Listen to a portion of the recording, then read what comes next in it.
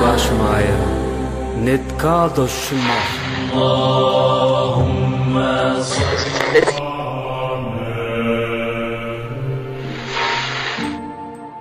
Está no ar mais um Conversa entre Adeptos. Um jeito descontraído de falar sério sobre espiritualidade.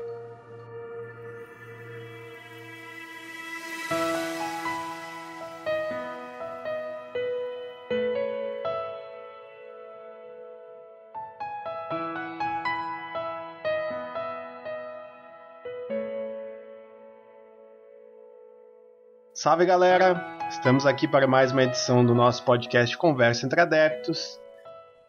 Nessa edição, nós vamos ter novamente o nosso querido Frater Goya com a gente, que vocês ouviram na outra edição sobre Telema e sobre Crowley.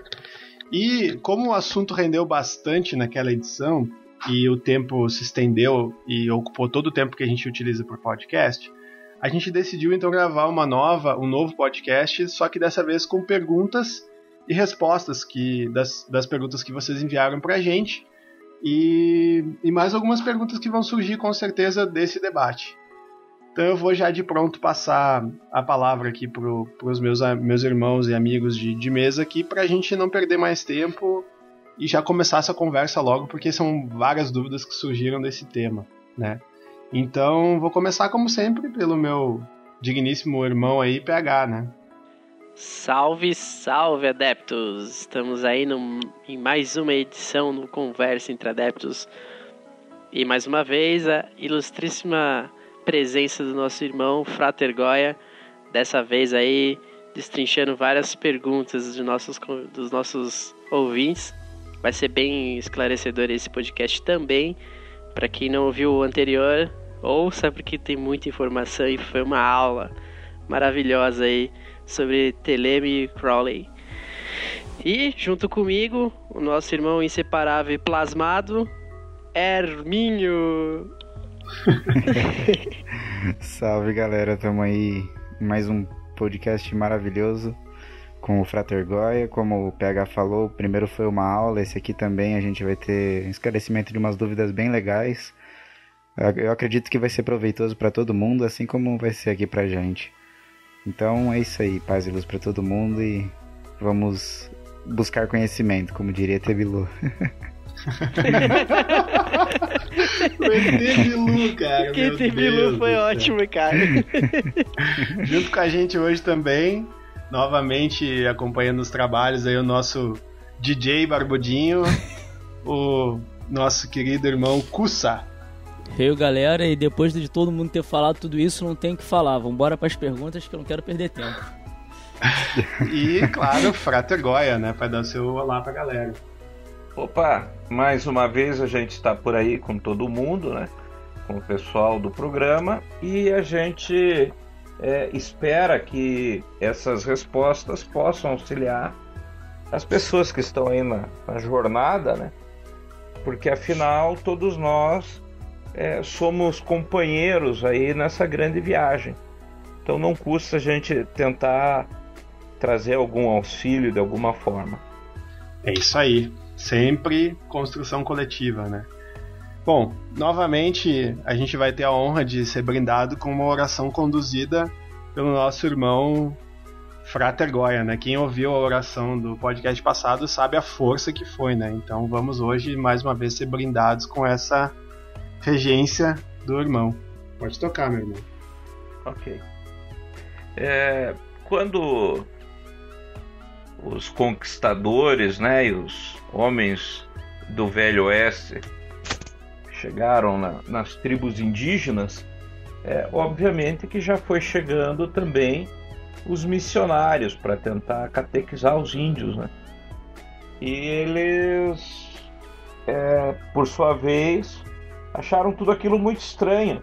E aí os missionários diziam que eles estavam fazendo um favor, porque eles tinham que tentar salvar a alma daquelas pessoas que não sabiam rezar. E daí um dia um chefe índio, eu acho que ele era Sioux, se não me engano, ele ouviu um padre rezando e falou: mas isso aí é que é rezar? Aí o cara falou: isso aí sim. Mas isso a gente sabe fazer. E daí o missionário falou: então faça para eu ver como é que você faz. E aí o mestre Sioux fez essa oração que eu vou repetir agora para vocês. Ó grande Espírito, cuja voz ouço nos ventos, cujo hálito dá vida ao mundo, ouça-me. Sou pequeno e fraco, preciso de tua força e tua sabedoria. Faça com que meus pés andem em beleza, com que as minhas mãos respeitem as coisas que tu fizeste. Faça-me sábio, para que eu possa aprender as lições que escondeste em cada folha, em cada pedra. Faça-me forte, não para ser superior aos meus irmãos, mas para que eu possa enfrentar o meu maior inimigo, eu mesmo. Faça com que eu esteja sempre pronto a te encontrar olhando nos olhos, para que quando minha vida se for, assim como o sol se põe, o meu espírito não tenha vergonha de fazê-lo. Que assim seja. Que assim seja. Que assim seja. Que assim seja. Que assim seja.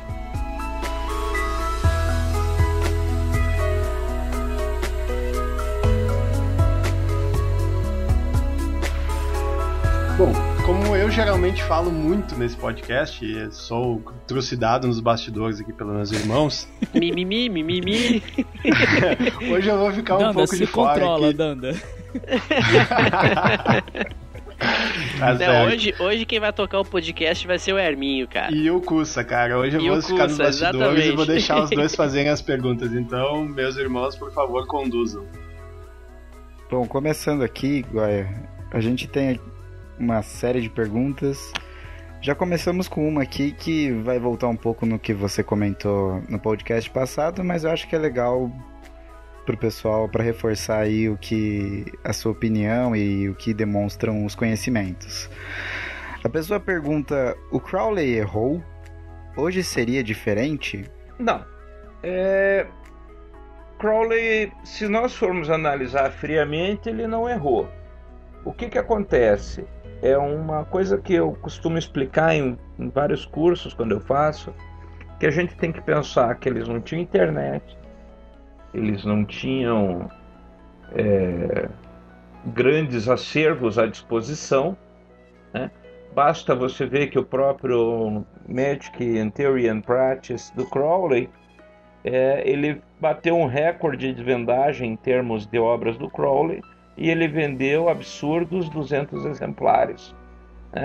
Então sempre tudo era muito restrito, isso sempre aconteceu no mundo. Então quando a gente para criticar Golden Dawn e Crowley e tudo mais, a gente tem que, antes de tudo, ver que eles fizeram o que podiam com o material que eles tinham na mão, né? Entende? Então, assim, é claro que existem coisas que precisam de revisão. Se a gente for procurar, quem procura acha.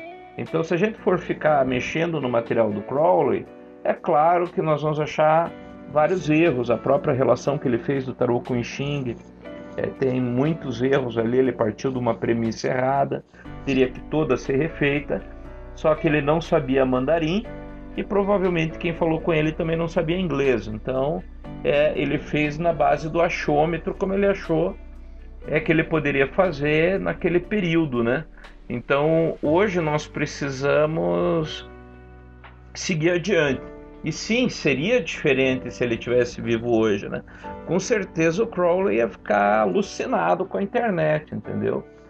Se ele só naquela época já produziu o que ele produziu, imagina hoje tendo esse arsenal de informação na mão dele, né? Então, tanto ele como o Matters, né, eles foram gigantes ali no período.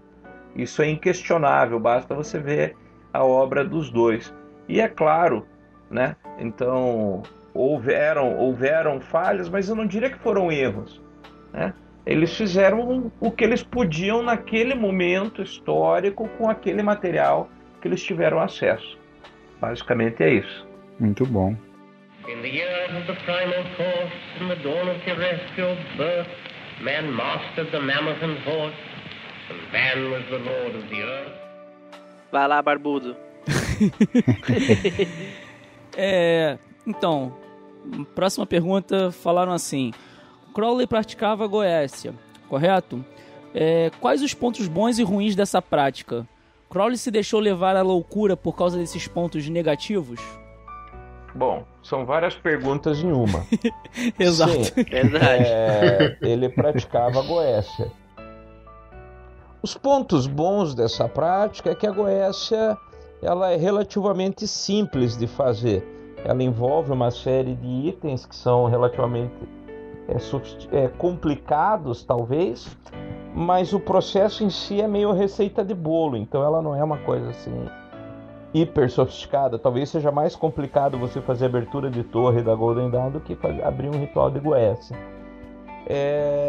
Então por isso ela é uma prática interessante que atrai muitas pessoas. Segundo, ela atrai porque todo mundo está acostumado a enxergar que na goécia você invoca demônios, né? Então, na verdade, são gênios que não precisam ser demônios. Alguns, inclusive, na antiguidade, eram deuses de algumas nações que depois foram estigmatizados pelo cristianismo, né? Então, assim, são gênios. Mas aí todo mundo tem aquela coisa, sede de poder, eu vou fazer um contrato com o diabo, né? E daí é óbvio que a goécia é bastante atraente, né? Eu mesmo, como eu já comentei no programa da entrevista, com 13 anos ali eu praticava a minha goécia, né? Então, no fundo, a goécia acaba sendo uma das primeiras coisas que aparece na mão de cada um, de qualquer estudante. E aqui no Brasil, o mais famoso que a goécia é o próprio São Cipriano, que nada mais é que uma coletânea de grimórios, entre eles a goécia, né? O ponto negativo disso aí é porque, bom, são gênios, e como a maior parte das pessoas acaba treinando a goécia no início da carreira mágica, não sabe muito bem os perigos que se envolvem. Então você pode ter muita obsessão, né? E coisas do gênero. E outra que, em termos assim evolutivos, esses gênios da goécia eles são meio chulé, assim, sabe? Não tem nada muito, né? Então talvez seja mais interessante você fazer um trabalho com enoquiano do que com os gênios da goécia. Eu já li em algum lugar que os gênios da goécia têm um nível espiritual inferior ou igual ao ser humano, né? Então eles não vão trazer muita novidade. No entanto, o próprio Crowley diz assim a respeito da goécia: é muito fácil invocar esses demônios, que eles estão só esperando uma oportunidade de pegar você. Então é óbvio que eles vão atender, né? Então fica aí. Goya, aquele livro Goécia, ilustrado do Aleister Crowley, você acha um livro bacana ou não? A versão em quadrinhos? A graphic novel. Bom, olha, cara, é um livro interessante, né? Mas existem vários livros aí de goécia, né? Então você tem que dar uma filtrada, assim. Mas esse livro dele é bem interessante, sim. Uhum. É bem interessante.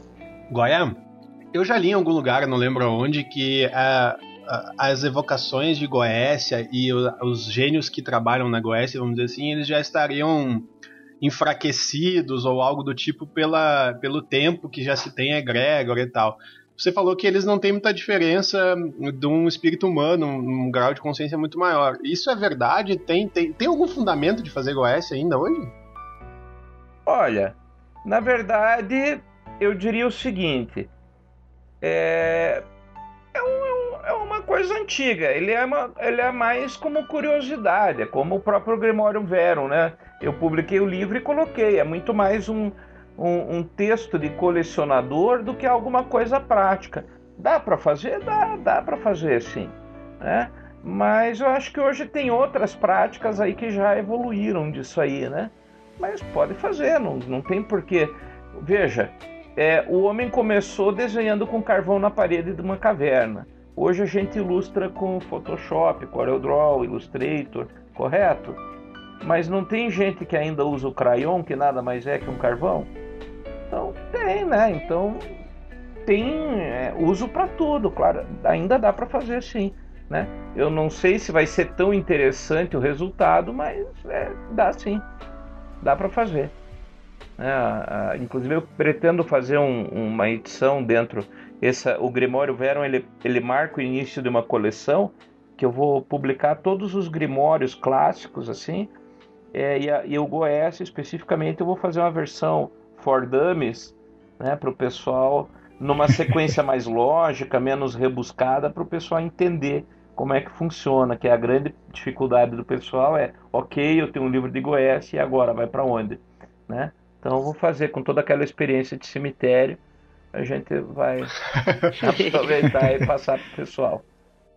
É interessante essa ideia, porque a gente escuta às vezes e lê por aí que a Goécia é algo de um bicho de 7 cabeças e que existe um risco muito grande em se fazer um ritual disso e tal. Assim, todo ritual envolve risco, tá? O espiritismo, por exemplo, não entendam isso como uma crítica, pelo menos não como uma crítica ofensiva, mas uma crítica construtiva. Mas no espiritismo, qual é a grande habilidade que eles têm no centro espírita? Desobsessão. Por quê? Porque eles adoram ficar obsedados, né? Então o espírita, como ele dificilmente se protege adequadamente, ele fica rapidinho, ele arruma alguma coisa para a cabeça ali. E aí a turma tem que fazer um trabalho de desobsessão, né? Então assim... Sad but true. Pois é, então. É verdade. Então, assim, todo ritual é perigoso. Então, eu só vou lá no ritual, eu vou lá no centro de mesa branca. Primeiro que eu nunca vi centro de mesa preta. Mas, enfim, né? Eu vou lá no centro de mesa branca. Mas não é? Verdade. Né? Você não escutou essa frase? Eu vou num centro de mesa branca. Eu pergunto, né? Alguém já viu um centro de mesa preta? Né? Eu nunca vi. Então, assim, o pessoal às vezes acha que eu vi uma luz branca, então era boa, né? Nem tudo que é branco é bom, sabe? Para quem quer uma referência rápida, leia lá O Senhor dos Anéis, Saruman, né? Saruman era Saruman, o branco, e Gandalf era Gandalf, o cinzento, né? E o Saruman que fez toda a porcaria. Verdade. Né? Não precisa ir muito longe. Verdade. In the years of the primal force, in the dawn of terrestrial birth, man mastered the mammoth and horse, and man was the lord of the earth. Fala, Herminhos. Herminho? Acho que ele dormiu. O que aconteceu com o cara, velho? O microfone Foi dele pro tá no nosso lar? mudo. Falou em centro espírita e ele desmaterializou. Já foi pro André Luiz lá. Bom, então eu faço a pergunta aqui. Frater Goya, quantos membros o Círculo Iniciático possui ao todo? Existem quantos adeptos Illuminati no Círculo? E obrigado pela atenção e pela oportunidade. Abraços. Abraço, né? O pessoal gosta de receber um abraço. Mandar um abraço. Então vamos lá. Quantos membros o Círculo possui ao todo? Olha, ativos a gente deve ter em torno de 50. Inativos deve ter uma galera boa aí, né? Porque o pessoal entra e acha, não é bem minha praia, vai saindo, entra por impulso, né? Por incrível que pareça, e sai. E de companheiro de jornada, eu acho que a gente deve ter, puxa vida, uns 2, 3 mil, assim, 4 mil, perto disso. Tá? Se for por cadastro na página, assim, ativo tem 7 mil. Nossa, bastante gente. Tá? Então, por aí. E são aspirantes ao círculo, né? Adeptos Illuminati no círculo, que é o número oficial ou extraoficial? Aquele que for mais conveniente. Né? O oficial tem 2, né? O extraoficial deve ter pelo menos 3. Mas assim, mas é porque esses graus eles demoram e são vinculados à sua consecução. Então você tem que mostrar serviço. Então isso demora às vezes um tempo, né? Então dificilmente você vai dar uma de Crowley, entrar no círculo e em 2 anos cumprir tudo. Se conseguir, é óbvio que a gente dá o grau, mas ele leva bastante tempo, né? Até uma época rolou um boato aí que o Goya não deixava ninguém mudar de grau, né? A gente deixa, desde que o cara cumpra o que tem que ser cumprido, né? O círculo, a gente inclusive preza muito isso tradicionalmente, que é por aquilo que você faz, por mérito, e não por passar lição, né? Sim, com certeza. In the years of the primal force, in the dawn of terrestrial birth, man mastered the mammoth and horse, and man was the lord of the earth. Ô, Cusa. Armin voltou, cara. Isso que eu ia falar. Toca aquele pianinho do André Luiz lá que volta. Pode passar para a próxima? Manda bala. Goya, tá aqui. Crowley sempre falava que um dos objetivos mais importantes da magia seria o contato com o sagrado anjo guardião. Quais são os meios para conseguir isso de forma notável? Abraços. Nosso pessoal gosta de um abraço, Mas assim... Chameguinho. Inclusive abraço. Abraço. Né? Mas assim, na verdade... a conversação é sim, talvez um dos passos mais importantes na carreira de um mago, né? E o meio mais tradicional de fazer isso é o Abramelin. Só lembrando que se você ouve o termo anjo guardião, esse termo foi cunhado a partir do livro do Abramelin, ok? Uhum. Então qualquer coisa é posterior ao Abramelin. A gente não pode esquecer disso. Forma notável, cumprir o ritual como ele deve ser feito, né? Isso seria notável, porque hoje as pessoas querem coisas rápidas, né? O Liber Samekh também possibilita isso, lembrando que a versão completa do Liber Samekh do Crowley presume também 6 luas. Tem um outro ritual, que é o ritual enoquiano do Apocalipse, que também leva 6 meses. E aí tem umas raspadas de cabeça que a turma faz aí em santeria, que também dá para ter um contato, né? Porque quando você raspa a cabeça ali, tem uma dedicação aí com o teu orixá, é um processo relativamente parecido, sabe? Então tem várias formas aí. Ô Goya. Diga. Como a gente tem o costume de fazer um podcast, ter um lance um pouco mais didático e tal, né? Como o Peterson falou no podcast passado, né? Que a gente gosta de explicar algumas coisas. Não é todo mundo que sabe, assim, lógico, tirando as pessoas que mandaram essas perguntas, mas o que significa, o que seria o Sagrado Anjo Guardião? Você podia dizer um pouco pra gente? Ai, lá vamos à polêmica. Tá. Tem que ter polêmica, né? Isso. Polêmica. Bom, o Sagrado Anjo Guardião, ele é uma entidade exterior a você. Lembrando, ontem eu citei do Crowley um livro que é o Magia Sem Lágrimas, e no Magia Sem Lágrimas existe uma carta dele dizendo, né, o Sagrado Anjo Guardião não é o eu superior. Tá? Então isso é uma coisa muito pontual e muito específica.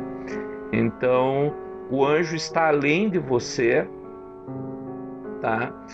Da minha experiência, quando eu fiz o ritual de Abramelin, eu segui o conforme, né? Que é você ficar os 6 meses ali praticando, sendo que os 2 últimos meses você vai ficar vai restringindo o teu contato com o mundo exterior, e finalmente no último mês é impreterível que você não tenha contato com as pessoas fora da sua casa ali, sua esposa, algum servo, alguma coisa assim, que vai ajudar você. E daí você tem Existem duas versões, uma você usa uma criança de 7 anos, eu não tinha uma criança de 7 anos à disposição, então eu usei o método da bandeja, que você deixa uma bandeja sobre o altar e o anjo vai escrever, ou com orvalho ou com palavras de fogo. No meu caso foram palavras de fogo. E daí assim você fica de costas pro altar, aí de repente algo acontece. Depois eu digo por que eu não vou entrar em detalhes desse algo. Mas daí quando tudo passa, você olha para a bandeja e está lá escrito para você alguma coisa. E você olha de novo, aquilo some. Então você tem que anotar rapidamente. E aí você diz, tá, Goya, mas isso não pode ser uma percepção sua, individual, lá da sua, né? Uma manifestação do seu inconsciente, não, porque outra pessoa pode ver. Se um de vocês estivesse ali na sala, no local, veria a mesma coisa. Tá? Ele não some assim num piscar de olhos, né? Então a palavra está ali escrita, dá tempo de você ir no banheiro, voltar, escrever, entendeu? Só que aí ela desaparece, né, rapidamente, né? Mas não assim, não é imediato, tá? E daí, então, assim, é um fenômeno físico externo a você, tá? E outra coisa, com o passar da minha jornada mágica, eu parei de questionar o que era ou deixava de ser, digamos assim, se o anjo é externo, se pode ser de repente uma entidade, um espírito, se de repente é um demônio que apareceu. Cara, na verdade o que importa é a mensagem, sabe? Então às vezes você perde muito tempo querendo saber o que compõe uma borboleta, ao invés de você apreciar a beleza da borboleta. Então às vezes as pessoas tinham que estar com o olho mais nisso do que em desmontar a borboleta, né? O método cartesiano sofre desse mal. Verdade. Tá? E eu não comento muito sobre essa questão do anjo. No Goya Grimório tem um link na página do Círculo, tem uma categoria que é Abramelin, tem lá um trechinho do diário quando o anjo apareceu, que eu postei lá. Mas assim, eu nunca falo demais, porque senão as pessoas vão procurar a minha experiência do anjo. Eles querem ter o anjo do Frater Goya e não o seu próprio anjo. Aí você tá lá fazendo o ritual, o anjo vem pra você, escuta, ó, preciso falar pra você. Espera aí que eu tô esperando o SAG, né? Não, mas cara, é uma coisa bem importante aqui que eu tenho pra te dizer. Cala a boca, cara, o anjo vai vir, ele vai ser assim, né? E na verdade era o teu SAG tentando... Era o SAG lá. Era o SAG tentando te avisar, né? Tem uma historinha bem legal, judaica, que diz que o cara foi vender um cavalo na feira, numa determinada cidade, em Betânia, por exemplo. E daí, quando ele tá chegando na feira, ele viu a morte e a morte deu um tchauzinho para ele. O cara não teve dúvida, ele pegou o cavalo e se mandou para outra cidade, foi lá para Isfahan, que é uma cidade vizinha. Pegou um quarto de hotel e ficou bem quieto. Ele falou, vou ficar aqui até a morte ir embora, né? Depois amanhã eu volto lá, assim, quem sabe ela me esquece. Aí de noite ele tava dormindo e escuta aquela batida na porta, né? Aí ele vai, né? Bate, quando ele abre a porta, tá morto. Ele falou, cacete, e agora, né? Aí eu falei, mas o que você tá fazendo aqui? Eu vi você, eu saí correndo, eu fui pro outro lado. Como é que você me achou? Ele falou, não, a hora que eu te vi na feira, eu tava chamando você para avisar que a gente tinha um encontro marcado nesse hotel. Nossa. Então, às vezes a gente perde muito tempo fazendo a coisa errada, né? Então, em vez de tentar ter a experiência do Frater Goya, acreditar no que o Goya fala, no que o Crowley fala, no que o Matters fala, no que o Deudébio fala, vai lá e faz, cara. Entendeu? Faça o ritual de Abramelin, que com certeza você vai ter a tua história para contar. Nada substitui. Só que fazer o Abramelin é como um bolo. Você só vai saber o gosto que ele tem se comer. E aí já é tarde demais, entendeu? Olha, eu fiquei curioso, cara. E se fosse com a criança e a manifestação é nela? Isso, a criança age como médium. Jesus. Não, é o SAG, não é o Jesus. Vai ser interessante, cara. E tem uma história de um óleo também que se gera não, nesse... o óleo você usa para consagrar o altar, os instrumentos, né? Eu faço esse óleo. Esse óleo é usado durante o ritual? Isso, para consagrar o magista, os instrumentos, tudo. Interessante. In the years of the primal course, in the dawn of terrestrial birth, man mastered the mammoth and horse, and man was the lord of the earth. Vai lá, Odin. Essa pergunta você meio que já respondeu ela, é quase que uma redundância, mas só pra deixar bem claro. Crowley era um mago negro? Thelema ensina magia negra? Primeiro que magia não tem cor, tá?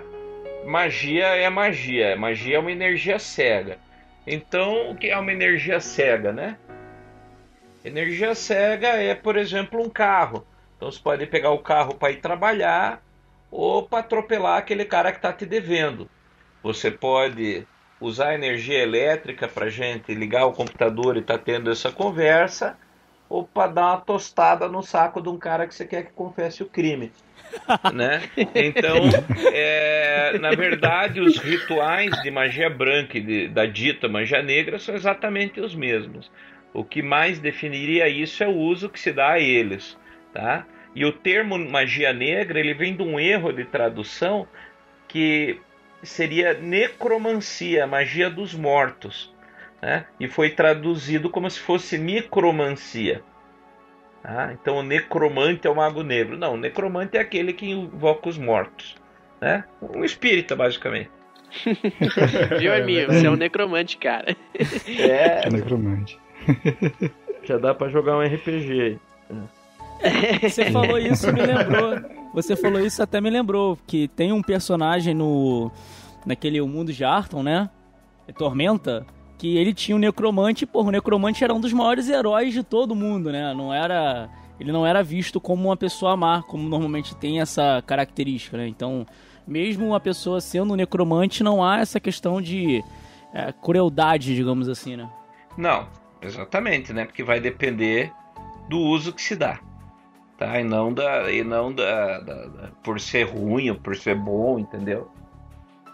In the years of the primal course, in the dawn of terrestrial birth, man mastered the mammoth and horse, and man was the lord of the earth. Essa aqui bem interessante. A pessoa fala: na mesma palestra em 2010, Goya comentou que não dorme, pois quando está dormindo está projetado no astral e portanto não tem intervalo por estar consciente 24 horas por dia. Frater Goya, o que você faz nesse período que está projetado? Como é a vida no astral? Olha, essas coisas a gente não pode contar assim ao vivo, porque tem gente de família ouvindo, né? Ele vai dar uns rolezinhos por lá, galera. A gente vai dar uns rolezinhos. Veja, na verdade eu durmo relativamente pouco, eu durmo de 3 a 5 horas por dia, né? Às vezes eu dou uma puxada e durmo 10, 12 horas, mas no geral eu durmo de 3 a 5 horas por dia. Eu uso isso para escrever, eu uso para, às vezes, fazer ritual, né? E algumas vezes eu faço esse trabalho de projeção, né? E também o astral aí varia, né? Porque a maior parte das pessoas quer só entrar no astral, assim, para ver a turma tomar banho, né? Para ficar visitando o quarto da vizinha, voltar no passado. E na verdade, assim, tem outras coisas bem interessantes para se fazer que não são só essas, né? Uma delas é a busca de informação. Então, algumas informações a gente obtém com esse meio aí, né? Então, aí vai depender, começa que a vida no astral também, o astral ele é construído pela tua intenção. Então, muitas vezes, você vai ter um ideário ali que vai ajudar você a compor o teu universo astral. Ele de alguma forma ele é moldado. Dica de livro para leitura o Castanheda, A Arte de Sonhar, né? Você tem muito trabalho com o sonho lúcido aí. Legal. E no teu caso, Goya, é consciente a projeção? Como é que funciona? Às vezes, a maior parte não é intencional. Algumas vezes mas no geral não é. Entendi. Ou seja, não é fácil pra ninguém ser consciente, né? Exatamente, não é fácil pra ninguém. Cada um tem seu dom, entende? Não adianta você querer ter todos os dons do mundo, só queira resolver o teu. Né? Descobre o seu que é melhor. Bendito. In the years of the primal force, in the dawn of terrestrial birth, man mastered the mammoth and horse, and man was the lord of the earth. Aqui, acho que entra na mesma questão que já se falou também no primeiro podcast, mas para dar um memorando aí. Remember. Por que Crowley... Sim. Por que Crowley arrumou confusão com tanta gente até no meio esotérico? Cara, porque ele não... Assim, primeiro, ele já gostava, ele era Libra ascendente Leão, e ele já gostava de um escândalo, entendeu? Ele queria aparecer. Então, ele tinha um senso de marketing muito bom. Todas as fotos que o Crowley fazia eram altamente produzidas, pensadas para causar um determinado impacto, tá? E Crowley não poupava esforços para isso. E é óbvio que também, primeiro, incomoda, ontem eu até falei, veja, imagina numa sociedade dominada pela maçonaria, né, da época ali, e por pessoas que querem viver do segredo, né? Ó, não conta que isso aí é segredo. Aí vem alguém e diz assim, olha, né, o mistério é inimigo da verdade, busca a verdade, ela vos fará livres. Cara, ele já comprou briga aí com Deus e o mundo, entendeu? Então não precisa muito. Quando o cara diz que quando você, por exemplo, no círculo, todo o material, se vocês virem na minha casa, por exemplo, o material de qualquer grau do círculo é acessível a qualquer pessoa a qualquer momento, seja membro ou não. Porque nós não fazemos nada que é escondido. Mas aí, Frater Goya, então eu posso ter todo o material? Pode. A questão é que se você pega todo o material do círculo e for levar para casa ou botar no seu pendrive, ele vai se tornar letra morta. Então você vai pegar e vai ser mais um dos tantos livros que você vai ter no seu pendrive, que não vai fazer bosta nenhuma, né? Com isso. Então, só que aí então as pessoas no círculo, elas não pegam o material porque existe segredo, elas não pegam o material porque não estão prontas para ele. Só isso. Não estão prontas para ele. E daí, isso é diferente de chegar aqui e você dizer assim, pô, Goya, você pode me dar aqui esse texto? Não toque, porque isso aqui, cara, isso aqui é um texto só do 4º grau. Se você não for iniciado, teu olho vai cair do rosto. Entendeu? Acredite, tem muita gente que vive disso, né? Então, por aí já Crowley arrumou altíssimas confusões, tá? E, curiosamente, quando Crowley estava perto de morrer, um dos grandes amigos dele pediu que o filho arrumasse um lugar para ele ficar. E o filho cresceu numa casa que a mãe odiava o Crowley, porque o marido dela largava qualquer coisa que estivesse fazendo para ir aprontar com o Crowley, tá? E daí o guri cresceu aprendendo a odiar ele. Aí, contrariado, ele buscou o hotel onde o Crowley acabou por falecer, uma semana ou 2 depois. Foi bem no finzinho já. E ele era um hotel de artistas, coisas assim. E a gente tem que lembrar que o Crowley estava com 72 anos, então ele já estava um velhinho nessa época, né? Já estava bem final de carreira. E daí ele conta que quando eles entraram na recepção do hotel, o Crowley, quando ele passou pela porta, as pessoas reconheceram, todo mundo que estava no saguão foi embora, né? De medo, para evitar o contato com ele. E daí o Crowley se senta numa mesa, puxa uma seringa, puxa para tomar sua dose de heroína daquele momento. E o guri fica meio assim, sem saber o que fazer, né? E ele diz assim, triste isso, né? É uma pena que depois de tudo aquilo que eu fiz, as pessoas não têm entendido nada do que eu queria mostrar. E aí, injeta sua droguinha para fazer uma viagem. Tá? Então isso é só para o pessoal entender um pouco assim, né? Que muita gente fala mal, mas o diabo não é tão feio assim, não. Né? Mas que o Crowley daria uma boa sessão da tarde na Globo, daria, né? Opa, E a maior confusão, altas confusões. Altas confusões. Esse rapaz irá arrumar altas confusões. Terça, na sessão da tarde, uma confusão sem tamanho está transformando a vida desse garotão em coisa de cinema. Confusão é o que não vai faltar. Vai ser moleza, porque ele tem um talento todo especial para arranjar confusão. Buscando o seu sagrado anjo guardião e arrumando a maior confusão. Ótimo. Muito bom. In the years of the primal force, in the dawn of terrestrial birth, man mastered the mammoth and horse, and man was the lord of the earth. Já que você falou aí do diabo, a próxima pergunta é: como o telemita se relaciona com outras religiões e especificamente com o cristianismo? Olha, essa dá para responder numa única frase. Faz o que tu queres, há de ser tudo da lei. Tá? Então, primeiro, ser telemita, via de regra,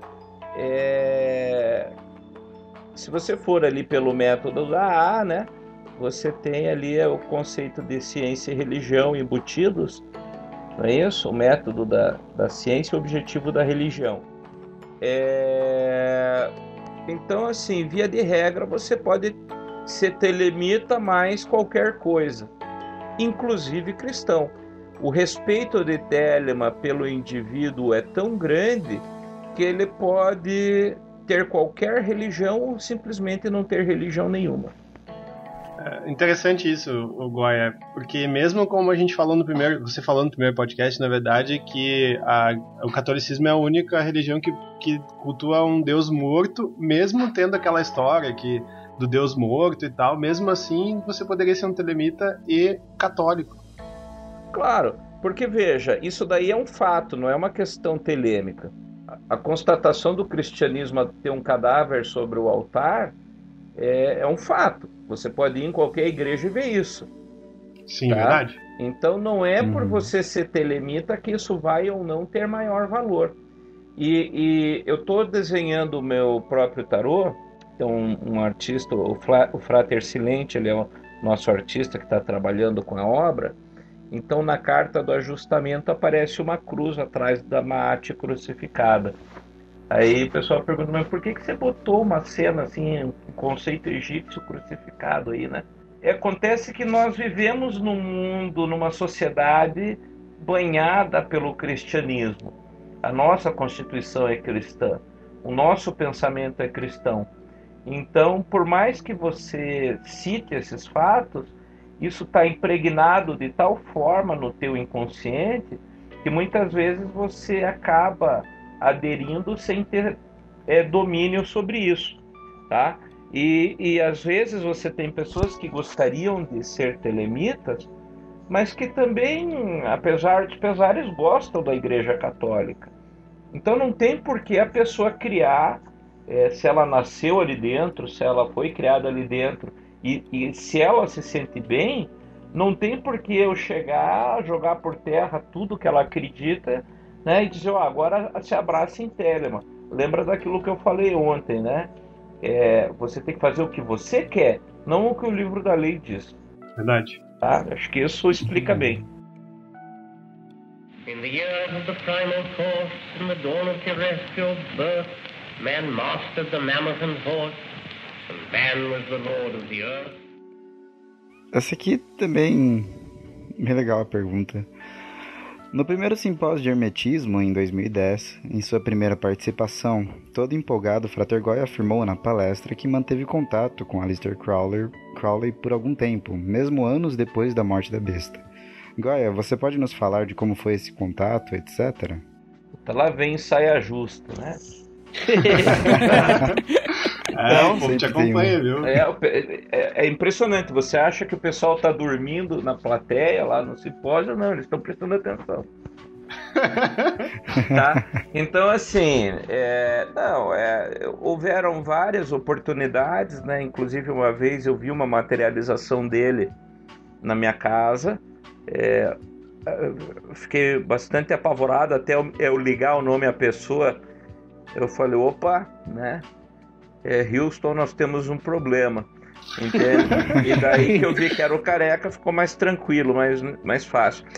E depois, veja, não só eu entrei em contato, como qualquer pessoa pode entrar em contato com ele, e a melhor forma de fazer isso é o próprio tarô de Crowley, tá?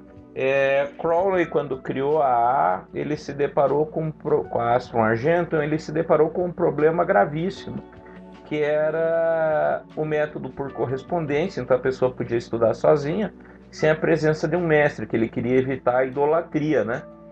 Mas ao mesmo tempo você precisa ter um jeito de recuperar a informação, mesmo que o teu mestre morra, o teu mestre imediato. Porque no sistema da A, basicamente assim, veja, dentro do sistema da Astrum Argentum você só tem que conhecer duas pessoas: quem iniciou você e quem você iniciou. Então na Astrum Argentum não existe contato lateral, você jamais vai ter festa de fim de ano ou festa de amigo secreto do membro da a menos que seja Alcoólicos Anônimos, né? Mas se for a Astrum Argentum, e alguém diz para você, eu sou da A e eu tenho aqui, todos esses meus amigos aqui são da A. Então, via de regra, essa pessoa já está agindo contra aquilo que é o próprio propósito da ordem, que é desvalorizar o ego, né? Então, você não tem que ficar contando para os outros. Não existe broche da A para você dizer, sou membro, né? Astrum Argentum, eu leio e entendo. Você não tem isso, tá? Então, assim, aí Crowley pensou, ok, o cara só vai ter o mestre dele e o cara que ele vai instruir. E se o mestre dele morre, a quem ele recorre? Ele deixou tudo isso no tarô. Existem vários livros orientando isso. No próprio livro meu de tarô, o Templo Vivente, eu coloco os livros que citam o tarô diretamente, e na descrição de cada carta eu já faço essa correlação com o material do Crowley. Ele deixa um guia de estudos para Astrum Argentum a partir do próprio tarô. A gente tem que ver que duas coisas que são bem objetivas. Primeiro, o livro da lei, a gente tem que entender que fez de Crowley um profeta, o profeta do novo éon. Portanto, o livro da lei é a voz do profeta. E o tarô é a visão do profeta, tá? Então ele é a visão do novo éon. Então, juntos, o tarô e o livro da lei formam a visão e a voz do novo éon. A visão e a voz do éon de Horus, tá? Em específico, o tarô dele foi feito integralmente para divulgar Telema. Então você pode ter esse acesso à cabeça do nosso amigo através do tarô. Ele continua vivinho lá. Bacana. Show de bola. Muito bom. Tá vendo, Danda? Ser careca às vezes tem sua vantagem, viu? Como é que ele reconheceu? Cara, mas aí eu fiquei curioso. Você vira ponto de referência, né? Cadê? Quando é que tava falando? Tá lá do lado daquele careca. Cara, eu fiquei curioso. O que o careca veio fazer na tua casa aí? Rolou algum diálogo, alguma coisa do tipo? Você pode falar alguma coisa disso? Não, segredo? Não posso falar pelo mesmo motivo do SAG. Se um dia ele for na casa de vocês, aí vocês vão saber. Aí você pode perguntar o que ele falou lá em casa. Ô Danda, você quer que o careca vá na sua casa, cara? Não, obrigado, cara. Já tem eu aqui.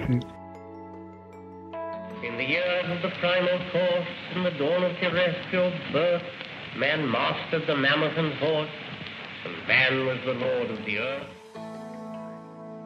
Queria fazer uma pergunta que poucos fizeram, é bem magia prática. Você que utiliza alguns rituais da Golden Dawn, poderia explicar a funcionalidade do exercício do pilar do meio e a fórmula vibratória? Claro.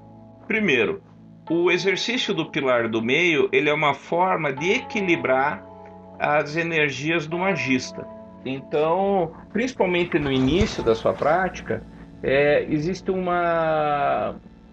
as pessoas são todas bagunçadas, né? Então o Regard ele utilizou o esquema da árvore das vidas para fazer um exercício espiritual que, digamos, entre aspas, alinhasse os chakras, trouxesse energia renovada para o corpo e coisas do gênero. Então o pilar do meio, basicamente, ele é um exercício para que você equilibre suas energias. E depois tem a forma de vibração. As pessoas podem vibrar de várias maneiras, né? Mas, por exemplo, se a gente pegar lá Eheir, que é um nome divino correspondendo a Keter, né? Então você pode vibrar da seguinte forma, né?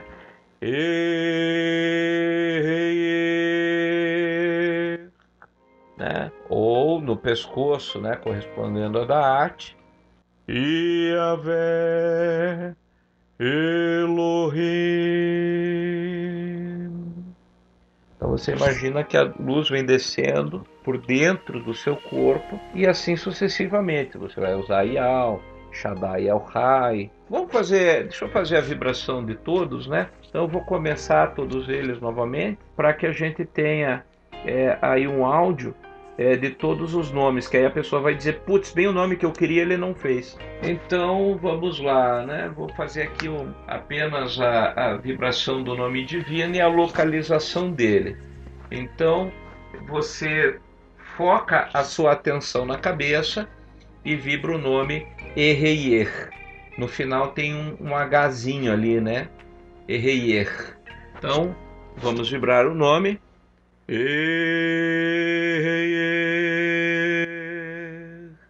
Aí depois você vai descer a sua atenção e a sua intenção, ou seja, você vai colocar todo o teu pensamento no pescoço e vai vibrar o nome Yahvé Elohim. Yahvé Elohim. Aí você vai descer a sua intenção. Na apostila de companheiro de jornada você pode encontrar a descrição integral do exercício. Você no plexo solar vai vibrar Ial. É uma fórmula que atrai tanto Abraxas quanto Ísis, Apófis e Osíris, e também é um dos nomes de Deus. Existe um mistério aí. Então no plexo solar você vai vibrar Ial.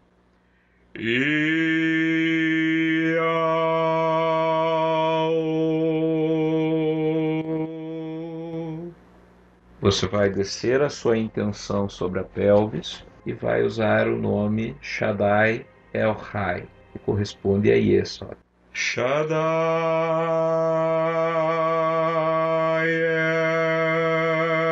El-Hai. Aí essa esfera vai descer por dentro do seu corpo e nos seus pés você vai utilizar o nome Adonai Haaretz, correspondendo a Malchut. Adonai Haaretz. Então nós temos aí a descrição e a vibração dos nomes divinos usados no exercício do pilar do meio. Essa pergunta tem mais alguma questão? Não? Moça? Galera tá se recompondo. Foi parar em outra dimensão, cara. Foi banido. Caramba, velho. Porra. Nossa. Quase me desmaterializei aqui. Se a pessoa ficou com alguma dúvida depois dessa explicação, vai ser meio complexo, hein? Porque mais complexo que isso só se estivesse lá ao vivo vendo. Isso. Ou melhor, fazendo. Melhor que isso só se a pessoa fazendo. Exatamente. Uma boa dica só do pilar do meio é que tem uma sequência que você imagina a luz descendo pelo seu corpo, pela frente, pelos lados, atrás, né? Tem uma sequência aí. E uma das formas mais interessantes de fazer isso, você pode tentar fazer o pilar do meio no chuveiro, que a própria água do chuveiro vai ajudar você a trazer essa sensação para dentro de si, tá? É uma dica aí que fica pro pessoal. Muito legal. Bacana. Muito bom. In In the years of the primal force, in the dawn of terrestrial birth, man mastered the mammoth and horse, and man was the lord of the earth. A próxima é... acho que é uma dúvida bem geral. Você consegue conversar com anjos enoquianos? Como se daria o processo? Sim, você consegue através do ritual adequado, né? Você pode fazer através de uma viagem numa pirâmide enoquiana, você consegue fazendo um ritual de invocação. Então tem várias formas, né? Ou através da contemplação na bola de cristal ou de obsidiana. E também usando um médium, né? Também você pode ter esse resultado. Você pede para o anjo encarnar em alguém que esteja bem afim mesmo. E daí você faz esse contato, você pode fazer essa conversa. Ele pode te trazer muitas informações aí. Quando é feito com médium, é por psicofonia daí que funciona o processo? Ou é incorporação mesmo? Incorporação. Interessante, cara. Tá? Você pode ter os dois processos, mas incorporação também dá para fazer. E quando não tem médium, se dá por manifestação física também? Aí normalmente você usa algum aporte, né? Você pode usar aí a bola de cristal ou outras formas, né? O incenso também, o espelho mágico, o incenso, sim, para manifestar, também dá. Legal. Ô Frater, uma vez eu vi, não sei se eu acabei vendo em algum lugar relacionado aos seus estudos, pode até ter sido, mas enfim, você tira essa dúvida também. Que, na verdade, essa comunicação com os anjos enoquianos é como se fosse uma comunicação via, sei lá, orelhão. É como se fosse só o telefone que chega até você, só a comunicação, né? Ele estaria do outro lado, porém o orelhão estaria aqui. Aí entra naquela questão que eu falei em relação ao SAG, né? Na verdade, eu nunca fui muito a fundo nesse tipo de questionamento com o contato com os anjos, porque acaba sendo... Você tem tanta coisa para perguntar, mais interessante, né? Do que simplesmente tentar saber isso. Para mim, acaba sendo um pouco irrelevante. Mas alguém que conseguir aí, que queira fazer essa experiência, pode, de repente, trazer essa resposta aí, né? Eu, particularmente, já tive de várias formas aí, incluindo essa do telefone também, né? Entendi. Eu li os teus grimórios, esses que são publicados há um tempo atrás, e inclusive lá tem algumas comunicações dos anjos, né? Algumas coisas que eles falam sobre como eles são, inclusive, né? Isso. Que é bem interessante. A gente vai colocar o link junto no podcast, mas vale a leitura, né? As leituras são muito interessantes, as leituras. In the years of the primal force, in the dawn of terrestrial birth, man mastered the mammoth and horse, and man was the lord of the earth. Quem desenvolveu ou trabalhou melhor o sistema enoquiano, Crowley ou Mathers? Quem trabalhou melhor foi um cara chamado Benjamin Howe, tá? O Mathers e o Crowley comeram bastante bola aí com o enoquiano. Eles jogaram fora muita coisa do enoquiano porque eles queriam fazer um sistema que abrangesse tudo. Só que o enoquiano, ele é um sistema que basta por si só. Então, se você sabe fazer magia enoquiana, você não precisa de cabala, você não precisa de astrologia, você não precisa de nada. O enoquiano por si só basta. E aí Crowley e Mathers, com aquela coisa meio 777, tentaram colocar astrologia, cabala, tudo ali no meio, e nem sempre foram felizes, né? Então, acho que os dois ali... O maior mérito deles é resgatar o sistema enoquiano. Mas o sistema em si, tanto da Golden Dawn como do Crowley lá no Hanok, são bem fraquinhos. In the years of the primal force, in the dawn of terrestrial birth, man mastered the mammoth and horse, and man was the lord of the earth. O que você acha do filme espanhol A Mansão Valdemar? O filme pode ser considerado bom para conhecer um Crowley mais realista? Olha, na verdade o filme, assim, considerando que é um filme espanhol, feito com orçamento duríssimo, e também num país que é bastante católico, né? Eu acho que A Mansão Valdemar foi um filme bom. Eu gostei mais dele do que do Casamento Alquímico do Bruce Dickinson, que, a meu ver, fez um desserviço a Telemann, né? Ele mais pichou o Crowley do que ajudou, né? E A Mansão Valdemar, eu acho que mostra um Crowley mais perto do que ele era, inclusive com os defeitos, porque na hora que o troço fede, ele... Spoiler alert, né? A hora que o troço fede, ele deita o cabelo e vai embora, né? Então, inclusive nisso é bem parecido com o Crowley que a gente conhece aí. Então, é um filme bem interessante, é uma fantasia. Não, né, o Ritual do Dunwich é baseado num texto do Lovecraft. E assim, é um filme legal, vale assistir. Poderia ser melhor? Poderia, mas ele fechou direitinho. É uma sequência de 2 filmes. Fechou direitinho ali. Tá bom, né? Não é o melhor filme que eu vi na vida, mas também não é o pior.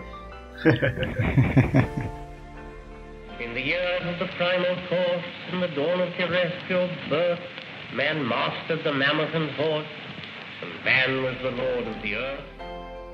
Próxima pergunta. O que o Frater Goya pode dizer sobre magia sexual de mão esquerda? Magia sexual de mão esquerda? Isso é masturbação feita por um canhoto? Tem cara que vai pela mão direita, mas aí depende da Se você for canhota, né? Tem gente que diz que usar a esquerda é bom, que parece que é outra pessoa tocando pra você. Gente, mas piadas à parte, vamos lá, né? Na verdade, assim, direita quanto a via da mão esquerda, elas seguem aquele ditado: todos os caminhos levam a Roma, tá? Então são 2 métodos para você chegar no mesmo lugar. Aí cai naquela mesma pergunta de magia branca, magia negra, tal. Então é muito mais uma questão de opção do que uma questão realmente de ser algo a mais, entendeu? É uma escolha, é um caminho. Basicamente isso. É a diferença básica entre os dois. Um é o caminho do místico, né? E o outro é o caminho de quem busca a prática, né? Mas necessariamente não confundir isso com suruba. Tá? São 2 coisas diferentes. Suruba é outra coisa. In the years of the primal force, in the dawn of terrestrial birth, man mastered the mammoth and horse, and man was the lord of the earth. Por que o Frater Goya escolheu esse nome? Existe uma admiração pelo pintor espanhol? Não, isso daí as pessoas agregaram no meu boto, mas na verdade Goya vem porque da época da adolescência, que eu sempre escrevi poesia, e a minha poesia lembrava muito a poesia do Ian Curtis, do Joy Division. Daí eu tinha um amigo que me chamava de Joy Anderson por causa da banda. Daí eu falei, poxa, Joy Anderson fica legal aí, mas pô, Joy fica um troço meio, né, suspeito aí, né? Então, de repente, vai começar a rolar um boato. E daí, Alegre, Anderson, né, fica meio afrescalhado. E daí eu peguei, mas para não descartar o Joy Division que eu gostava, eu transcrevi para o Esperanto, que ficaria Joia, escrito com G-O-J-A. E o G é um acento circunflexo em cima. Só que na tipografia brasileira não existe o G com acento circunflexo, então ficava Goja. Daí ficava pior que Alegre, né? Aí ficava... né? Lá vai o gojado, né? Aí vem a prática com a mão esquerda. Aí a prática com a mão esquerda. E daí o que acontece? Daí eu troquei, como no hebraico existe aquela questão do J, o Y e o I ter o mesmo som, aí eu botei o Y e ficou Goya. E depois que o pessoal associou com o pintor. O moto pode ser mais estranho do que parece, né? In the years of the primal force, in the dawn of terrestrial birth, man mastered the mammoth and horse, and man was the lord of the earth. Partindo então aqui para a próxima.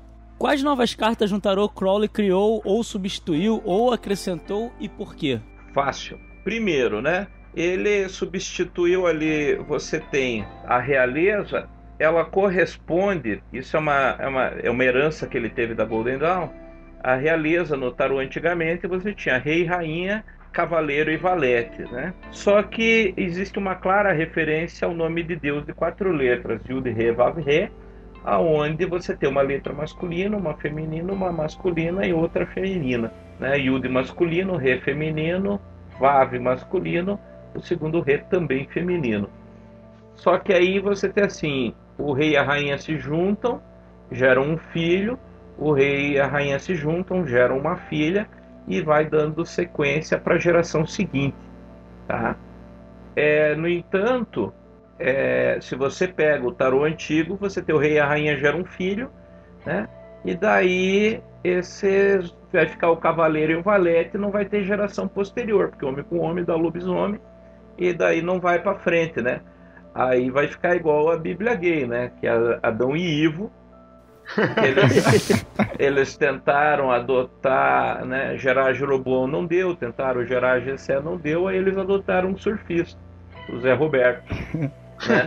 E daí, no caso do tarô, eles teriam que adotar um outro surfista aí, porque não ia rolar, né? Então, tanto a Golden Dawn como o Crowley, eles substituem a figura, o cavaleiro, né? O rei vira cavaleiro, a rainha permanece rainha, o cavaleiro vira príncipe e o valete vira princesa, tá? Essa é a correlação. E aí vem aquilo que eu comentei ontem, que a Golden Dawn foi a primeira ordem a trazer o paganismo de volta, ok? O primeiro grupo.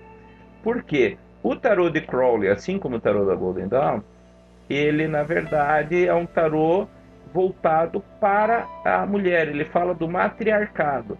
Mas como você sabe disso, Frater Goya? Como você pode atestar isso? Primeiro, que eu vi isso numa palestra com Viti Pramati, foi uma sacada muito boa. Então, por enquanto, o autor é ele, e eu estou só fazendo um link aqui com a ideia dele. Então, o que acontece? O rei, ele só servia para defender a fronteira. Então, o rei era o cara que passava o menor tempo possível dentro do castelo, que ele tinha outras coisas para fazer, ao invés de ficar lá sentado no troninho. Quem mandava no reino, por sua vez, era a rainha, tipo a Cersei, do Guerra dos Tronos, tá? E daí, o cara que ia ser rei, normalmente era o melhor cavaleiro. Então, era o cara que derrotava todo mundo, não sei o quê.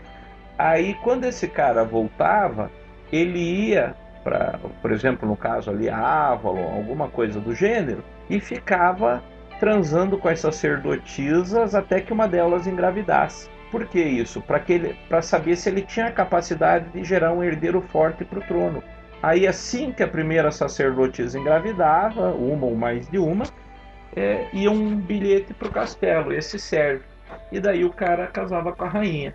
Por isso que no tarô de Crowley se chama cavaleiro e não rei. E aí a história da geração seguinte você pode detectar também no tarô de Crowley, porque a princesa de Ouros, que é a última carta do tarô, está grávida. Ela é gestante. Pode olhar no tarô que você vai perceber isso. Nossa, vai até olhar agora. É que o meu tá longe. Todo mundo pegando seu tarô agora. Todo mundo caçando o tarô aí nas estantes. A outra carta que ele substitui é o julgamento pelo Éon. Na verdade, a carta do Éon, o nome é Éon mesmo, não Aion ou Aeon, porque esse AE que tem na palavra é o mesmo AE de enciclopédia, né? É o E latino, então é Éon, tá? E ele tira a carta do julgamento porque ele considera que o julgamento já aconteceu, nós estamos já no advento de Horus, né? A era de Horus, a nova era. E daí o que acontece? Ele coloca no lugar da carta do julgamento uma fantasia relembrando a Estela da Lei, que foi onde foi a revelação do livro da lei. Nossa. Então essas são... E aí tem a alteração do imperador com a estrela, que é uma questão cabalística ali, em que ele usou a cinta de Mébius fazendo uma relação astrológica para trocar as duas cartas, né? São essas as alterações mais importantes que ele fez no tarô.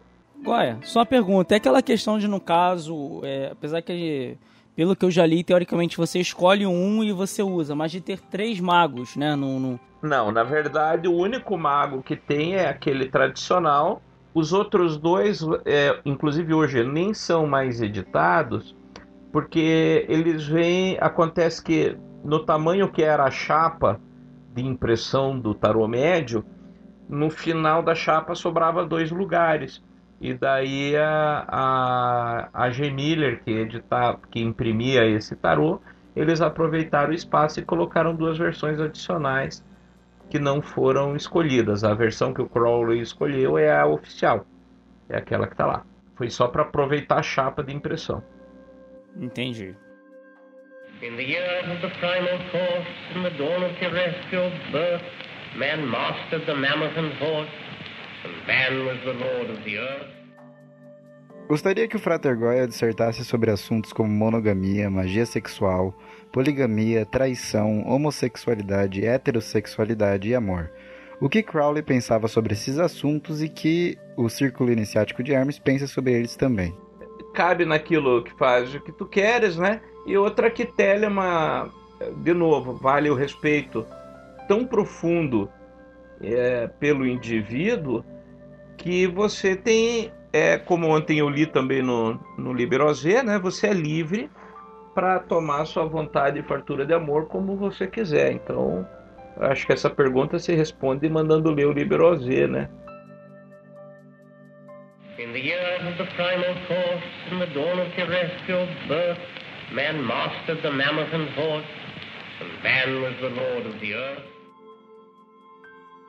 Como o Telema se enquadra em conceitos como Dharma, Sadhana, Dukkha, roda fora do eixo? Como o Telema se enquadra na jornada do herói?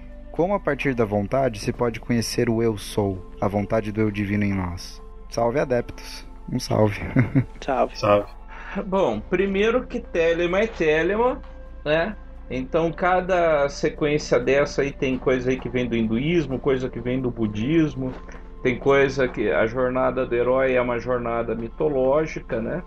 Eu aconselho a leitura de novo do Junito Brandão e o próprio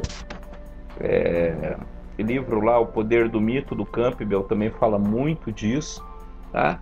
Então a grande questão assim... Telema é um método e resolve-se Telema por Telema. O método de tentar agradar a todos, na verdade, não agrada a ninguém. Então, a grande questão é a seguinte: se você está no caminho telêmico, trilhe por ele. Agora, se você quer ser budista, seja budista.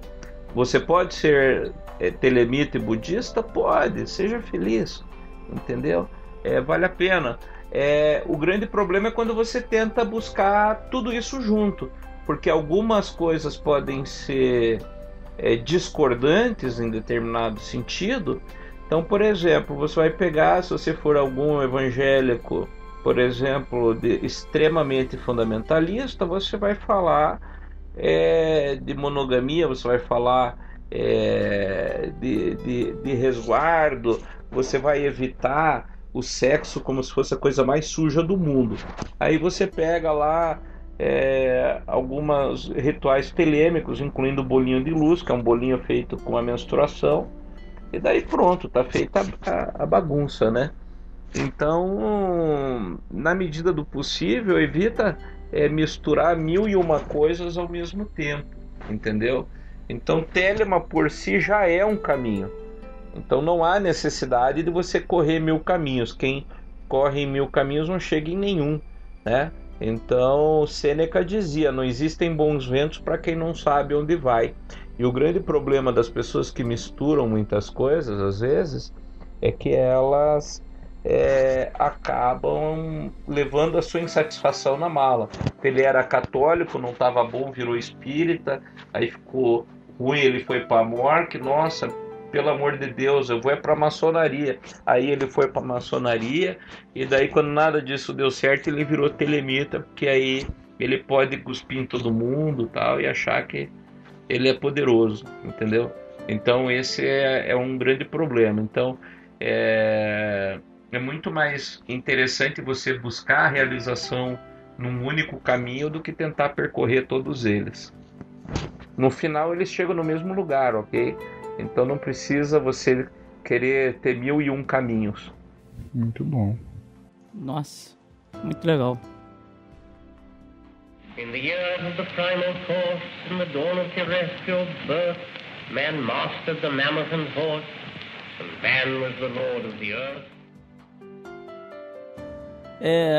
O que foram os conflitos entre certos membros do Círculo Iniciático de Herme e o Deodébio? Bom, primeiro que, assim, certos membros, acho que está se referindo ao Frater Andúcias, e é uma situação que aconteceu. A grande questão é assim, primeiro, existe uma amizade entre todos nós aí, e como qualquer família tem briga, então, se você mora numa família que você nunca teve briga, eu acho que você está mentindo, entendeu? Então, é claro que irmãos têm divergências e é claro que irmãos vão brigar. Então, num determinado momento, houve aí um princípio de quiprocó entre os dois, entre o Frater Andúcias e o Deodébio. Algumas pessoas tentaram alimentar a discórdia entre os dois, mas o bom senso prevaleceu e ambos têm um profundo respeito e admiração um pelo outro, e a gente trabalha junto, né? O mercado ocultista nacional já é tão limitado, para que a gente vai ainda arrumar confusão dentro de casa, né?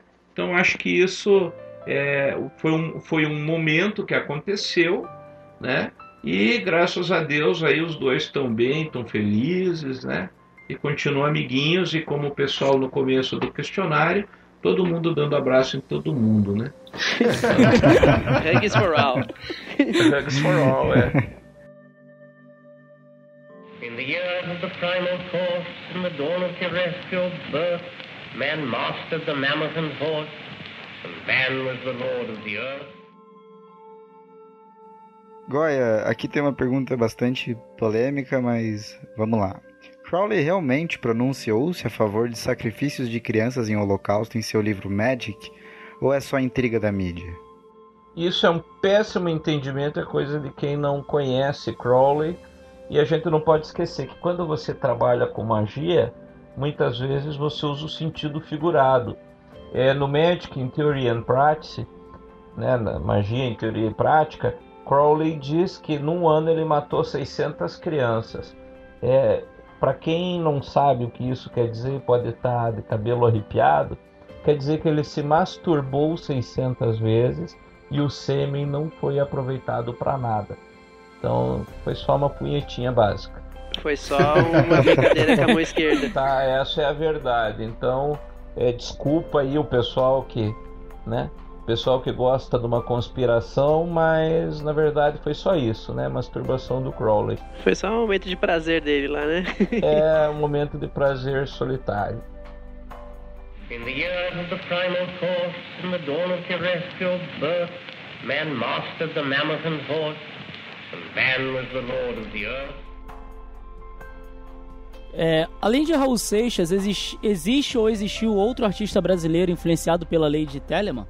Não, primeiro, obviamente, vale a gente citar aí o Paulo Coelho, vale citar o próprio Marcelo Mota, que era produtor musical, compôs várias músicas do Raul Seixas, por exemplo, A Maçã, Trem das Sete, é do Mota também, o J.R.R. Abraão também, né? E vários outros aí, com certeza tem bastante gente envolvida com Telemann, né? É que muitos não são declarados, então fica difícil de você mensurar isso daí. Mas com certeza tem. O próprio Toninho Buda tá por aí ainda, né? Que é escritor também. Então tem gente aí. Com certeza tem. Muito bom.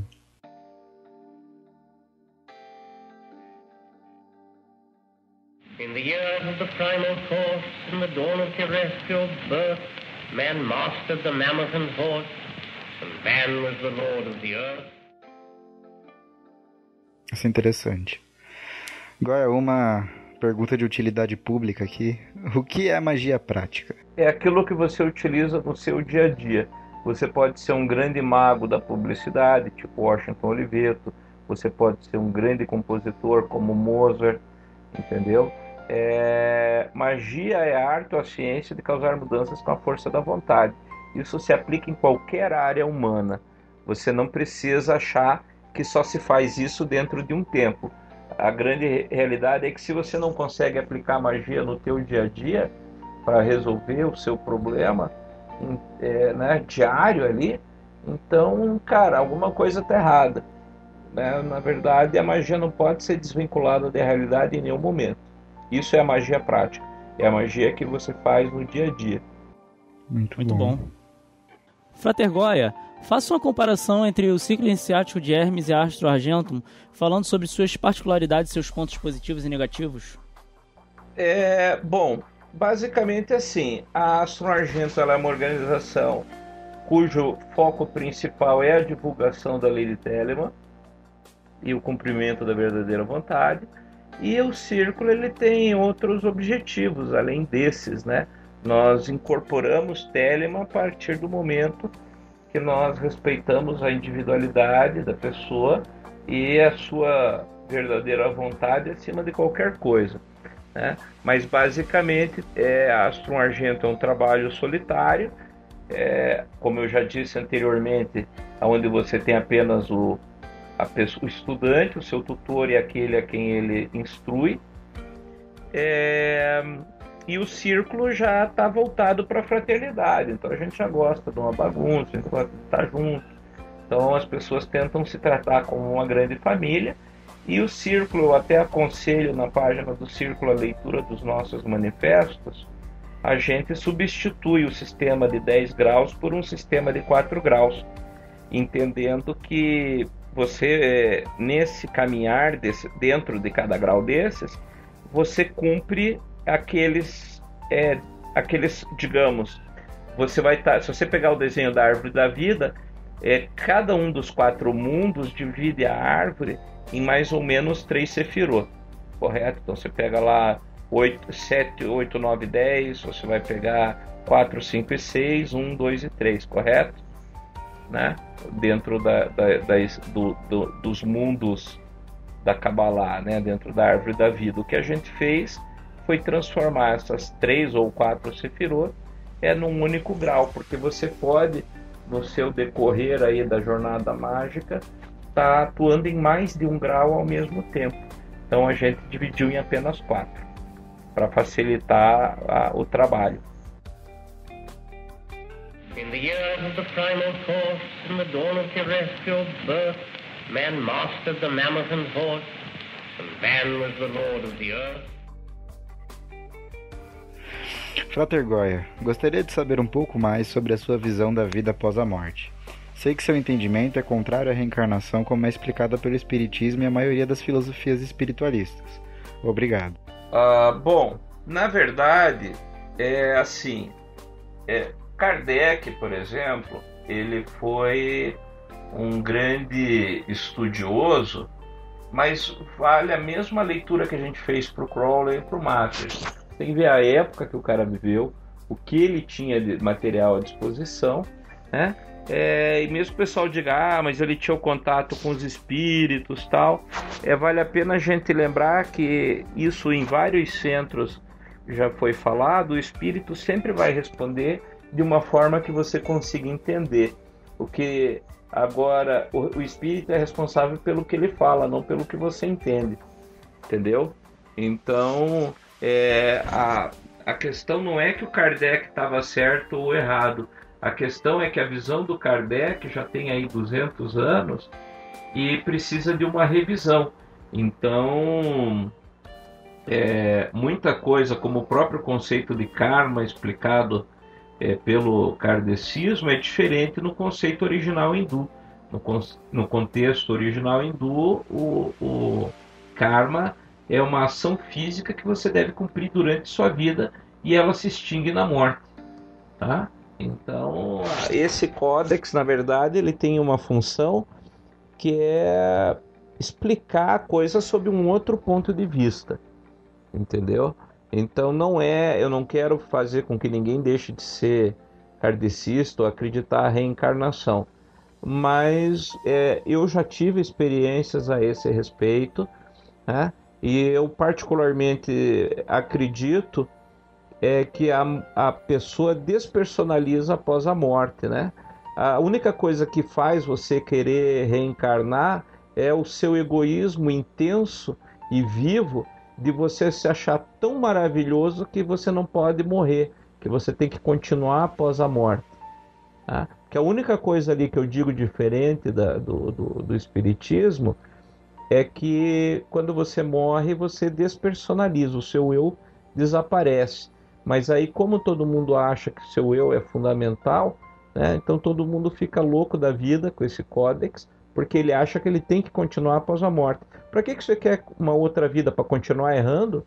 Eu faria essa pergunta para essas pessoas, né? Então, Deus já encurtou a vida para que mais valiosa ela fosse, entende? Então você pode muitas vezes, por exemplo, inclusive justificar experimentos como regressão, porque no Códex eu cito que você é a somatória de várias vidas, vários espíritos e não um só, né? Então nada impede que você esteja tendo uma visão de outra vida. A única coisa é que necessariamente não é sua aquela vida, mas de outra pessoa que você teve acesso, né? De outra, né? Você é a somatória. Se você joga água, um copo de café numa piscina, você consegue pegar o mesmo café de novo? Acho que não, né? Por quê? Porque ela dilui. Mas se eu mergulhar o copo exatamente no mesmo lugar, eu posso pegar um pouco daquele café? Posso, né? Assim como eu vou pegar xixi de gente que fez xixi na piscina, né? Vou pegar coliforme fecal, vou pegar um monte de coisa. Então, da mesma forma, quando as pessoas nascem, né? O seu espírito, o que forma essa identidade do Frater Goya é a somatória do espírito, né? A alma, a mente, o corpo, né? Esse corpo tão desejável, né? Então, o que faz o Frater Goya ser quem ele é essa somatória de itens, né? E não por eu ser um espírito tão evoluído, né? Como eu diria Crowley no Johnson John, o universo levou milhares de anos para produzir um cachorro como eu, e espero que leve outro 1 milhão de anos para produzir o próximo, né? Eu estou mais ou menos nessa linha de pensamento, né? Eu dou graças a Deus de tentar. Eu acho que a gente tem que tentar fazer o melhor nessa vida e não esperar para jogar a fatura para frente, entendeu? Não adianta parcelar. Então, deixar se você depois, né? E outra, se a pessoa acredita que ela só faz o bem porque ela está contando que lá no final ela vai ter que prestar conta, então ela não é boa, ela é um canalha que está jogando com Deus, entendeu? E Deus, como disse Einstein, não joga dados. Então é melhor você rever sua conduta nesse caso aí. Ele não é jogador de RPG. Ele não joga RPG. Goya, você falou, a gente falou sobre o Codex, que fala sobre reencarnação e tal, você falou sobre reencarnação, e o que na tua opinião são esses espíritos que se manifestam em diversas religiões, como o espiritismo, como a Umbanda? Na verdade, a maior parte disso são egrégoras mesmo, né? E até entidades aí, ou como que tem lá no hinduísmo, que eles têm lá aquelas coisas, não é? Devas, né? Eles são grandes classes de espíritos, né? Não quer dizer que sejam de pessoas. Somos nós que entendemos como pessoas desencarnadas. Isso é como a gente interpreta, não quer dizer que é assim. In the years of the primal force, in the dawn of terrestrial birth, man mastered the mammoth and horse, and man was the lord of the earth. Frater Goya, como você relaciona as artes marciais com os estudos esotéricos e religiosos? Muito bem. Para isso, eu sou praticante de Tai Chi Chuan, que é uma arte marcial, e eu pratico o estilo Shen de Tai Chi Chuan, que foi a família que inventou o Tai Chi Chuan. Existem, se a gente for procurar na literatura, ainda tem muito livro antigo que dá várias versões, fala do monge louco, fala da serpente com a garça, né? Mas em 2009 houve um encontro das famílias tradicionais de Nashville, nos Estados Unidos, e todos eles foram unânimes em dizer que o estilo Shen é o mais antigo.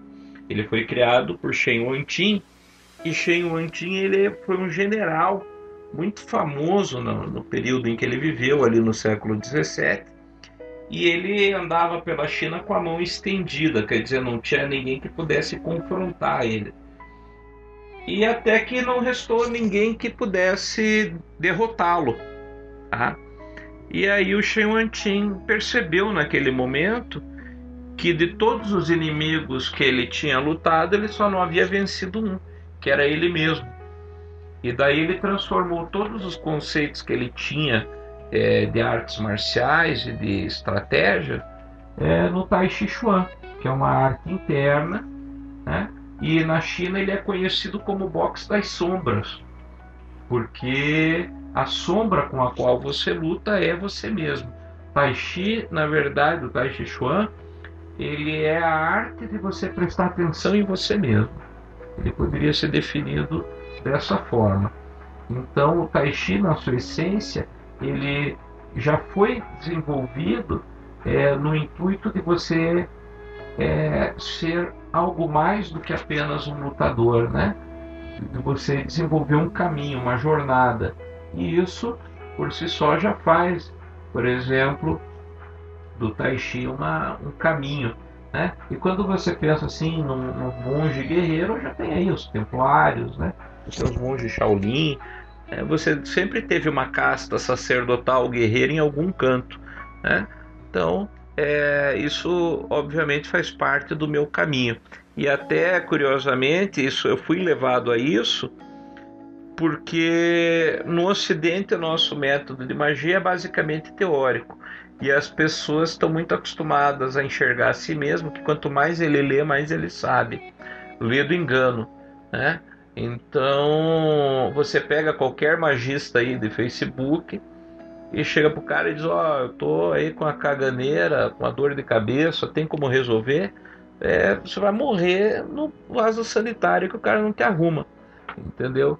Só que aí você chega para um mestre, para um professor de Kung Fu, por exemplo, ou para um professor de Tai Chi Chuan, pelo menos um que mereça esse nome, e diz para ele, mestre, eu tô, não posso fazer que hoje eu tô com uma dor nas costas, com dor de cabeça e tal. O cara vai lá, põe uma agulhinha, se for necessário a agulha, mexe aqui, mexe ali, tira a tua dor de cabeça na hora.